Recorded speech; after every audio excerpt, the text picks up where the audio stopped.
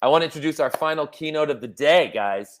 Final keynote of the day. She's a best-selling author, the co-founder of companies Just Work and Radical Candor. She works with business leaders to tackle bias, prejudice, and bullying in the workplace. She's sharing her new insights on how to get shit done and fast and fair is her new book. Please welcome Kim Scott. Awesome. Thank you so much. It is an honor to be here with all of you all. And what I want to do to start talking about Just Work is to tell you a story about what prompted me to write the book. I had written another book called Radical Candor, and I was at a tech company in San Francisco, and I was giving a Radical Candor talk. And the CEO of that company had been a colleague of mine for the better part of a decade, a person who I like and respect enormously, and one of too few Black women CEOs in tech, or frankly, in any other sector. And when I finished giving the presentation, she pulled me aside and she said, Kim, I'm excited to roll out Radical Candor, care personally, challenge directly. That's the kind of culture I want. But I got to tell you, it's much harder for me to roll it out than it is for you. And she went on and she explained to me that as soon as she offered even the most compassionate, gentle criticism to folks on her team, she would often get signed with the angry Black woman stereotype. And I knew this was true. And as soon as she said it to me, I had kind of 4 revelations at the same time. The first was that I had not been the kind of colleague that I imagined myself to be. I had failed to be an upstander for her. I had failed even to notice the extent to which she had to show up unfailingly cheerful and pleasant and polite at every meeting we had ever been in together, even though she had what to be pissed off about in that period of time. And so I had failed in my responsibility as an upstander. I had failed to intervene on her behalf. The second thing that I realized was that I had been sort of in denial about the kinds of things that were happening to me as a woman in the workplace.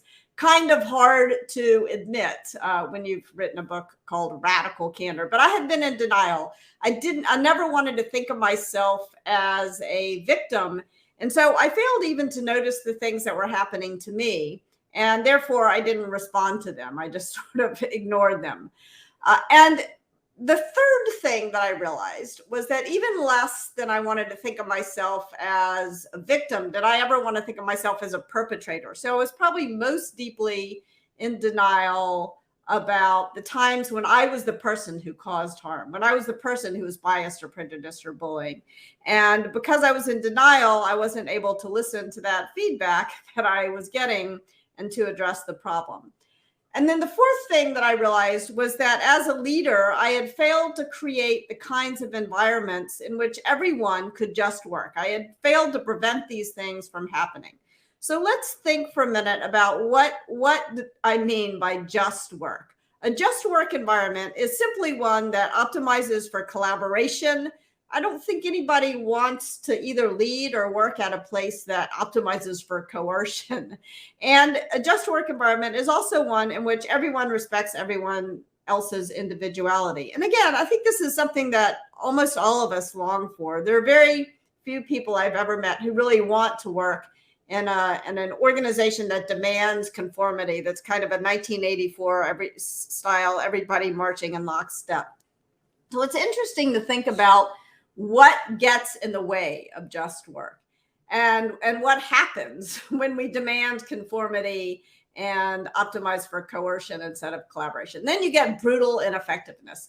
And nobody really wants this. I've worked with a lot of different leaders. Nobody said, yeah, what I really want is to create a brutally ineffective work environment. So what moves us in that direction? I think there are 3 things. What gets in the way of just work? There are 3 things: bias, prejudice, and bullying. And one of the things that I found as I really started thinking more deeply about this is that we often conflate these 3 things as though they're just one thing.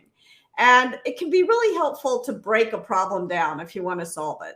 So I'm going to offer you some very simple definitions of what's the difference between bias, prejudice, and bullying. Bias, I'm going to define as just not meaning it. It's kind of a brain hiccup. You don't really intend or believe the things that what you're saying or doing is implying. So you don't mean it. And prejudice, on the other hand, however, is a very consciously held belief. It's meaning it. And bullying, there's no belief, conscious or unconscious whatsoever going on there. It's just being mean. So what can we do about these things? What can we do about these things? I think that it is really useful to think about different responses to each of these different problems. So let's take bias. I'm going to explain to what I mean to explain to you what I mean by bias. I'm going to tell a little story about a moment that Aileen Lee, the founder of Cowboy VC, told me. She was going into a meeting with two colleagues who were men, and they sat down at the table and waited for the other side to come in. And the first person from the other team who they were negotiating with came in and sat across from the guy to Aileen's left. The next person came in and sat across from the guy to his left, and then everybody else filed on down the table, leaving Aileen dangling by herself. That's often, raise of hands, anybody ever see bias show up in this way? It often shows up just in who decides to sit next to whom and where. Now, Aileen had the expertise that was going to win her team the deal. So she started talking. And when the other side had questions, they directed them at her two colleagues who are men. Anybody ever see this happen? And it happened once, it happened twice, it happened a third time. And finally, one of her partners stood up and he said, I think Aileen and I should switch seats. That was all he had to do to totally change the dynamic in the room. This is what I call an I statement. And let's think about what he was doing there. He was sort of inviting the other people in the room in. He wasn't calling anyone out, but he was inviting them in to understand things the way that he understood them, to notice something that they hadn't been noticing before. And he was doing that for a couple of reasons. One, because he likes Aileen and he didn't like seeing her get ignored. But the second reason that he was doing it is because he really wanted to just win the deal. He just wanted to win. And he realized if he couldn't get the other side to listen to Aileen, that they wouldn't win the deal. So that's a simple I statement. He sort of held up a mirror and people adjusted. Now, if it's prejudice, holding up a mirror is not going to work. You need something different. You need what I call an it statement. Example of this, a colleague of mine, Trier Bryant, was in a hiring meeting. And everyone who had interviewed, there was a whole panel of interviewers, and everyone who had interviewed, all the different candidates, agreed that the most qualified candidate for the position was a Black woman who had worn her hair out naturally. And the hiring manager said, oh, well, we can't extend an offer to this candidate. Trier said, why not? And the hiring manager said, I'm not going to put that hair in front of the business. Shocking. It happened. It happened recently, and it happened at a company where you wouldn't expect that kind of thing to be said. So how can Trier respond to such a situation with an it statement? An it statement can appeal to the law, it can appeal to an HR policy, or it can appeal to common sense. And it kind of shows where the boundary is between one person's freedom to think whatever they want, but they can't say or do whatever they want. They can't impose their beliefs on others. So it is illegal not to hire someone because of their hair, which it was in that state, thanks to the Crown Act. It is an HR violation not to hire someone because of their hair, which it was at that company very clearly. Nowhere in the job description did it say anything about hair.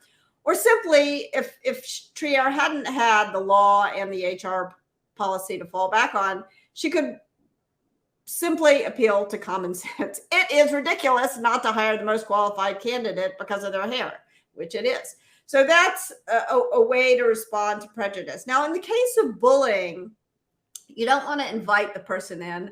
You don't want to show the person exactly where the boundary is, because when bullying is happening, people tend to want to kick past any boundaries. So what you want is a you statement.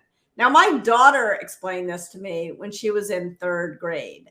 She was getting bullied on the playground, and I was encouraging her to use an I statement, as adults often do in such a situation. I feel sad when you blah, blah, blah, blah, blah. And she banged her fist on the table. And she said, Mom, They are trying to make me feel sad. Why would I tell them that they succeeded? And I thought, you know what? That is a really good point.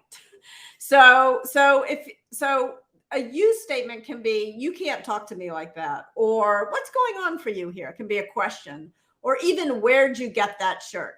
Basically, with a you statement, you're sort of pushing the other person away a little bit, and you're no longer receiving what they're sending to you. You're the one who is in control of asking the questions. So those are some very simple ways to think about what to say when you don't know what to say. And often, this is really important, it should be the upstander or the leader who uses the I statement, the it statement, the you statement. It shouldn't always be the person at whom the bias, prejudice, or bullying is being directed. So what I would love to do now is to think about what leaders can do to make responding expected. Because if we go back to that bias, if we go back to the bias story, I had to kind of think long and hard about what was going on, about getting a story where an upstander actually stood up, not because we're all silent bystanders, but because it's not expected that we respond to. We're kind of conditioned to ignore bias when it presents. But the thing is that when we ignore bias, when we notice it, then we're actually reinforcing it. So this is something we have to correct in the moment. My advice to leaders is to create a bias disruptor system where you come up with a shared vocabulary. I like to wave a purple flag. Encourage people to wave a purple flag. Other teams I've worked with have said, yo, or I don't think you meant that the way it sounded. But come up with a shared vocabulary so that you all can disrupt bias in the moment. And then you also need to work with everyone on the team to respond well when it's them whose bias has been disrupted. Because I don't know about you, but when someone points out my bias to me, I feel ashamed, and I rarely respond well when I'm ashamed. So you want to say, thanks for pointing it out. I get it. I'll work on not doing it again. Or thanks for pointing it out. I don't quite know what I did wrong. Can you tell me after the meeting? Again, the goal here is to disrupt the bias, not necessarily to disrupt the meeting. You want to point it out and then move on. And if someone needs some education, they can do that after the meeting. And then thirdly, you need a shared commitment. This is not instinctive. Every instinct in us wants to ignore bias. And so we really need a commitment. If we get to the end of a meeting and no one has flagged bias, let's assess if we missed something. So that's bias disruptors. In the case of prejudice, you really need a code of conduct. You need to explain pretty explicitly to people where that line is, where that boundary is between one person's freedom to believe anything they want, but they can't impose their beliefs on others. And it doesn't have to be like super duper formal, but you do need to sort of write it down and then stress test it with your team. And last but not least, bullying. You've got to create consequences for bullying, because if you don't, then it's going to happen again and it's probably going to escalate. So if you're a leader, you need to create conversational consequences. You need to learn how to shut it down in the meeting, and to make sure that you're giving everyone a voice, because there's so much research that shows that when everyone on your team has roughly an equal voice, the team performs better. The second thing you want to do is create compensation consequences. You don't want to give people who indulge in bullying high ratings. Very often, people who bully others, they themselves get good results, but they hurt the results of everyone else. So they do more harm than good. So you got to make sure that gets baked into your performance review system and your bonus system. And last but not least, the third thing is you got to have career consequences for bullying, because if you don't have career consequences, if you promote your quote unquote brilliant jerks, that is the moment when the assholes on your team begin to win, and then the culture on your team begins to lose. In the immortal words of Steve Jobs, it's better to have a hole than an asshole. So make sure that you're not promoting people who bully others, and that if the bullying doesn't stop, that you actually give them enough feedback to change their behavior. And if they don't change their behavior, then you may have to manage them out. So those are some thoughts on what leaders can do to prevent bias, prejudice, and bullying from ruining their team's ability to collaborate well. Let's go a little bit deeper on bias disruptors, because there's 3 steps. There's 3 basic steps to bias disruptors. And you can roll this out on your team, even if a leader isn't. So again, you want to make sure there's a shared vocabulary. I like purple flag. It's a friendly purple flag. It's not a super aggressive red flag or yellow flag. But the important words are the words that your team will use. So talk to your team and figure out what you all are going to say. And once you've come up with that shared vocabulary, you've got to really educate people on a shared norm. Again, thank you for pointing it out. And then either I get it or I don't get it. And I want to kind of double click here, because if someone points out to me that I've said something biased, but I don't know what I've done wrong, I'm doubly ashamed. I'm ashamed because I've hurt someone, and I'm ashamed because I'm ignorant. I don't know what I did wrong. And we are all of us bound to be in that situation from time to time. So you want to make sure that you are educating people, that everyone knows that they're gonna be in this situation and that it's okay. We are doing each other a favor to point it out. Because we care about each other, we are gonna point these things out. In Radical Candor, I often talk about praise in public, criticize in private, but disrupting bias is not criticism. It's a correction, and that has to happen publicly and in the moment. And in order for that not to blow up, you need to make sure that everybody understands that at some point, they're going to be the one who said the biased thing. Last but not least, this shared commitment. This is uncomfortable. It is really uncomfortable. And the only way out is through. You just have to embrace the discomfort and build stamina on your team for these conversations. Make sure when you get to the end of a meeting and if no bias has been pointed out, if there's been no bias disruption, it probably doesn't mean that there was no bias in the meeting. It probably means that either it wasn't noticed or that people felt uncomfortable to point it out.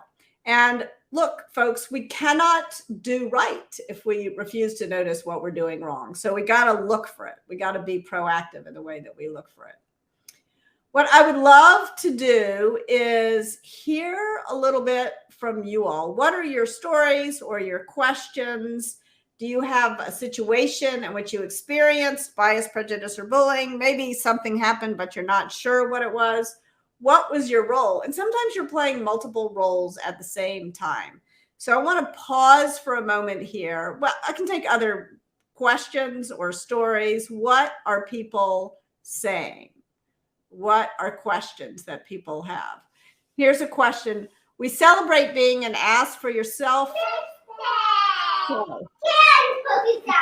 Hey. Hey, how are you? So what's the question?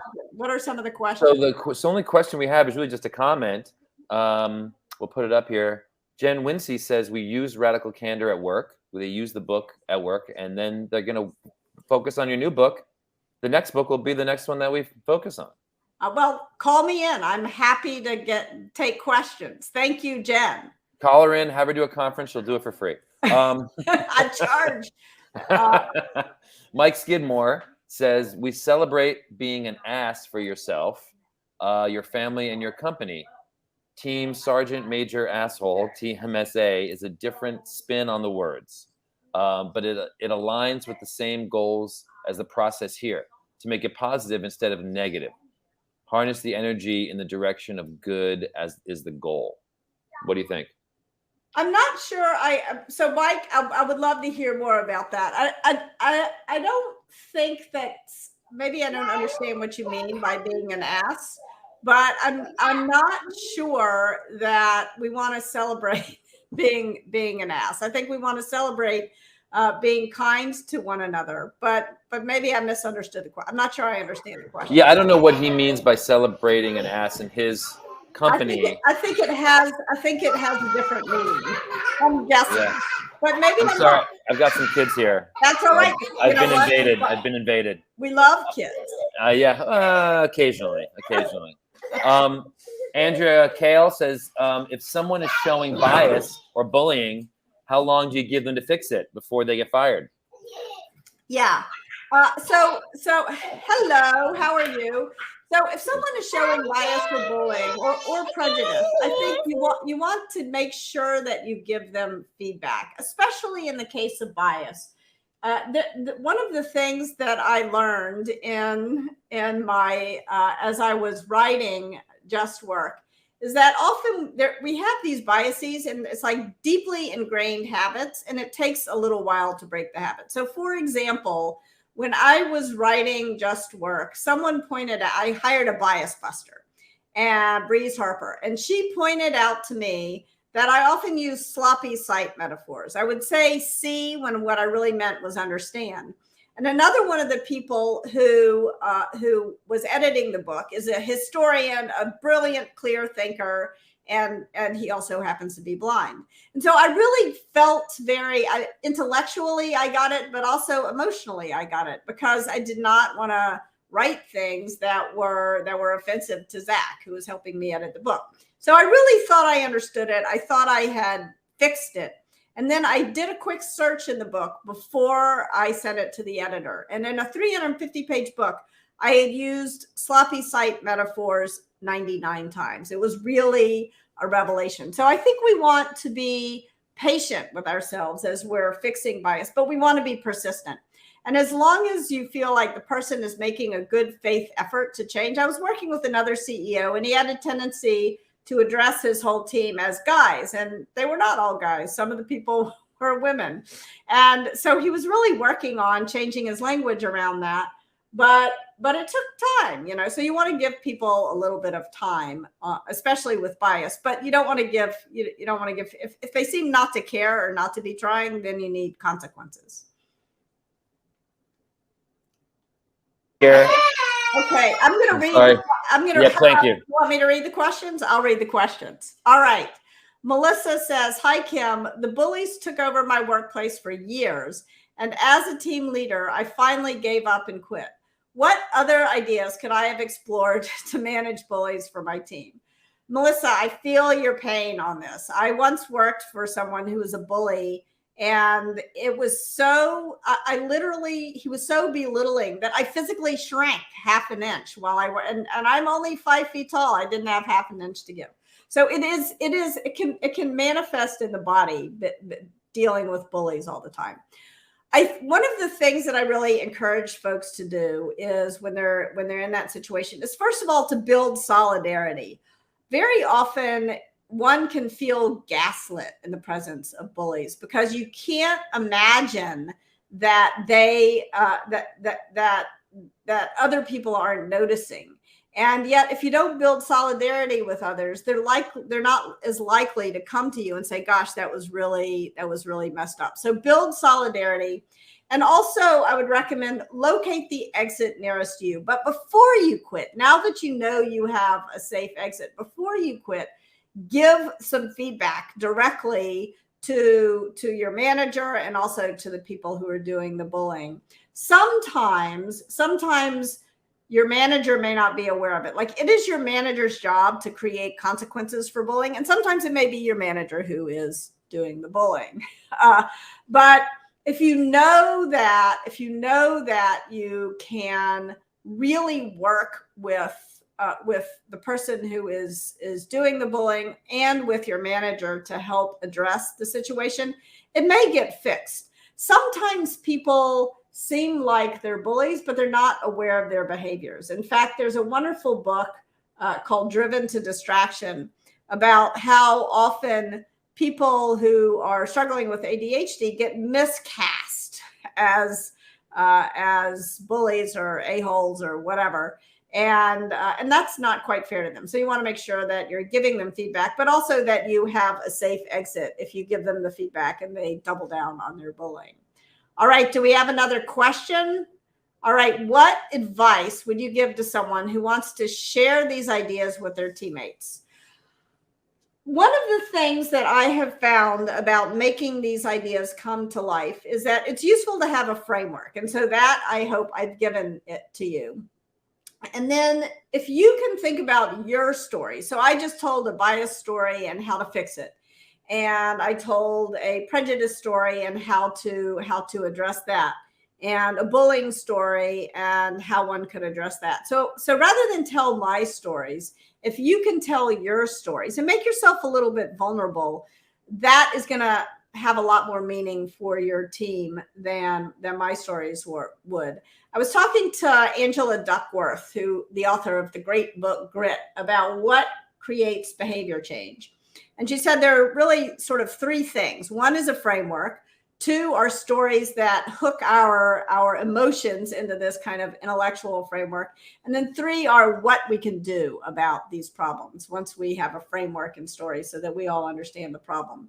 But to me, the most important thing that you can do is tell your stories. Because when we tell each other stories, they've done fMRI studies, and our brains literally get on the same wavelength. So I hope that helps. Do we have another question?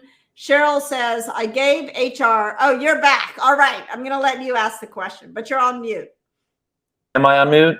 Okay, I'm unmuted now. Okay. You're on mute. You've been doing great, by the way. Cheryl says, I have an HR explicit feedback in the annual feedback survey on a poisonous bully, and she was gone 2 months later. I'm so thankful. I'm told everything I had experienced. I told them everything I had experienced. Yes. Thank you, Cheryl. These are the important stories. Like sometimes you go to HR and they do fix the problem. Give HR a chance to do the right thing. I think sometimes HR doesn't have as good a reputation as they deserve. Again, make sure you have where the exit nearest you is, but then go to HR, talk to them. They can often help. Great. That is their job. Did we do Evan's question? Because Evan had a good one here. Let's do it. How do you approach addressing this challenge change with a hybrid remote company? If you're remote, no one's in office, how do you deal with office problems? Yeah, so there's a lot of really interesting research that shows that when we're working remotely or in a hybrid environment, we actually get more bias, prejudice, and bullying, not less. And the reason we get more is because when you're faced with someone who's right in front of you, then you really usually are more likely to have context. You're a little bit less likely to be biased. Whereas if someone is a little tiny screen on a computer, little tiny square on a computer screen, then you're more likely to give in to your biases, prejudices, and bullying. So I think that having props like the purple flag, which you can wave in a meeting, is really helpful. I think another sort of more subtle form of bullying is what I call the bloviating bullshitter. And this is the person in the meeting who doesn't really know what they're talking about, but they take up more than their fair share of airtime. So another thing that we can do is we can use technology. There are a bunch of tools that you can use to measure the percentage of airtime in a meeting that you took up. And that can actually be really helpful. Great. I think we have one more here. Right. Let's see which one we should do. Hannah Sackett says, how do you unlearn letting microaggressions slide? As a woman in my 30s, I started my career in the environments where I had to suck it up or fit in with the boys to get ahead. Now everyone for years has learned this behavior of like, it's just a comment, who cares? But then how do you unlearn that? And go back to zero, It's a really good question, because I also spent way too many years sucking it up and pretending that things weren't happening. One of the things that really helped me is to think about, we sort of instinctively feel that it is dangerous to speak up. So we instinctively know the costs of speaking up. But if you can think for a minute about the costs of remaining silent, I came to realize that over the course of my career, when I was being silent, I was losing a sense of agency. I was feeling like I was defaulting to silence. And so one of the things that I would encourage folks to do is do kind of a list your pros and cons. What are the benefits of remaining silent? What are the cons of remaining silent? List the pros and cons of speaking up. What are the benefits and what are the costs? And very often when we're making a more conscious decision about whether or not we want to speak up, because again, if this is directed at you, you get to choose your response. Silence is a choice. It's not for anyone else. But very often, I think we default to silence, and when we default to silence, we give our power away. So do that ROI analysis and don't default to silence. That's great. Thank you, Kim. I think that's all the time we have, right, guys? Right? Give it up, everybody. Give it up for Kim Scott. That was great. Thank you so much, Kim. Thanks so much. Really enjoyed it. I loved it. I loved it. It was really interesting stuff, and I think it's stuff everyone needs, no matter where field you're in. You know? Yes, I agree. Yeah. Thanks so much. Thank you.